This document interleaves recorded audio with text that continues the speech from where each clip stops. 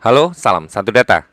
Malam ini saya akan memberikan informasi dari teman-teman Menpan RB terkait tindak lanjut pendataan tenaga non-ASN di lingkungan instansi pemerintah. Nah, ini edarannya kemarin ya, tanggal 29 September. Jadi ini adalah informasi terkait pendataan tenaga non-ASN.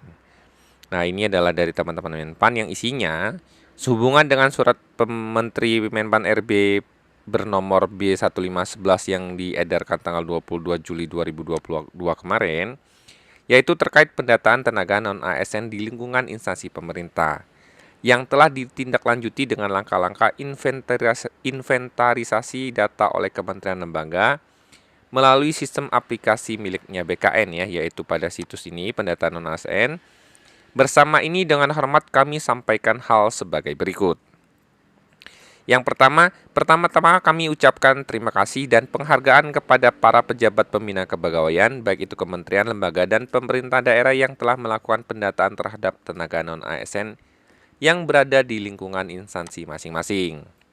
Dalam rangka menindaklanjuti surat Menpan RB yang di atas ya. Jadi ini ucapan terima kasih dari teman-teman Menpan. Yang kedua adalah pendataan sebagaimana angka 1 yang dimaksud ini dilaksanakan bukan untuk mengangkat tenaga non-ASN menjadi ASN. Nah, ini harus dipahami ya.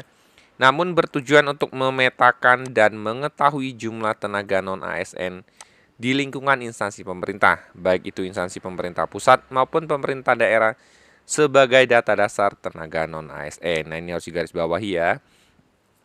Nah, ini yang paling penting adalah data sementara yang diinput dalam aplikasi BKN sampai tanggal 30 September 2022 pukul 7.10 sebanyak 2.113.158 ya.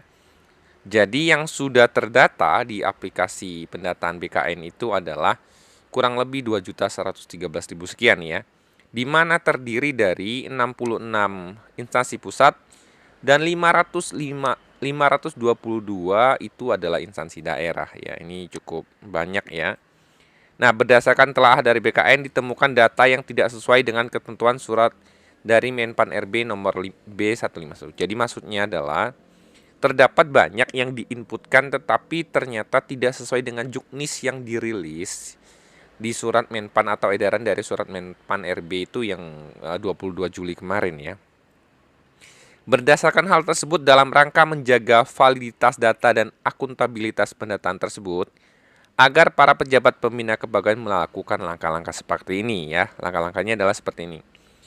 A. Bagi instansi yang telah melakukan input data wajib melakukan verifikasi dan validasi untuk memastikan bahwa data tersebut sesuai dengan surat Menpan RB tanggal 22 Juli 2022. Jadi syaratnya itu harus sesuai. Bagi instansi yang belum melakukan input data tenaga non-ASN agar melakukan verifikasi dan validasi data sebelum data tersebut diinput ke dalam sistem aplikasi pendataan BKN untuk memastikan bahwa data tersebut itu sesuai dengan surat edaran.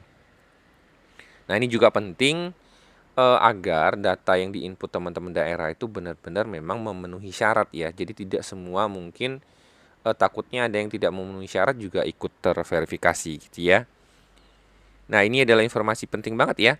Yang ketiga adalah hasil verifikasi dan validasi sebagaimana pada poin A dan B wajib diumumkan kepada masyarakat melalui portal resmi instansi atau pengumuman instansi selama 5 hari kalender. Dan paling lambat adalah tanggal 8 Oktober 2022. Nah, ini coret ya.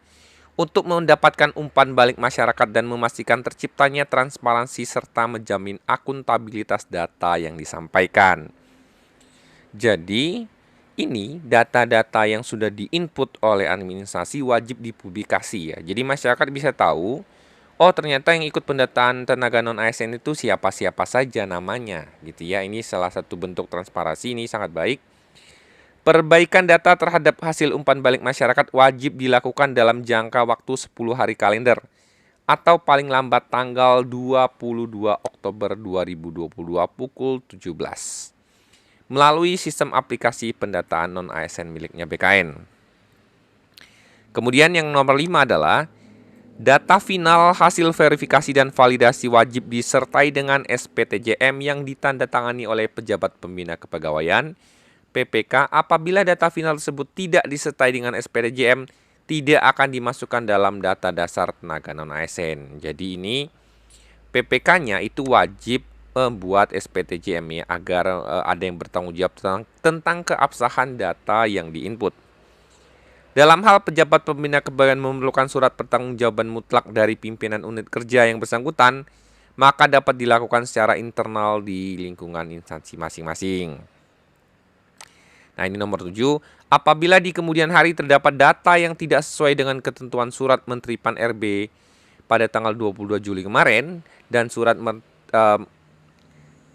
apabila di kemudian hari terdapat data yang tidak sesuai dengan keputusan ketentuan surat Menteri Pan-RB nomor B185 dan B1511 akan berdampak pada pertanggungjawaban hukum baik bagi pimpinan unit maupun pejabat pembina kepegawaian. Jadi maksudnya adalah jika ada data yang tidak sesuai atau fiktif, itu akan berdampak pada pertanggungjawaban secara hukum ya. Jadi ini adalah informasi terkait yang namanya pendataan tenaga non-ASN. Semoga informasi ini bermanfaat bagi teman-teman. Salam satu data.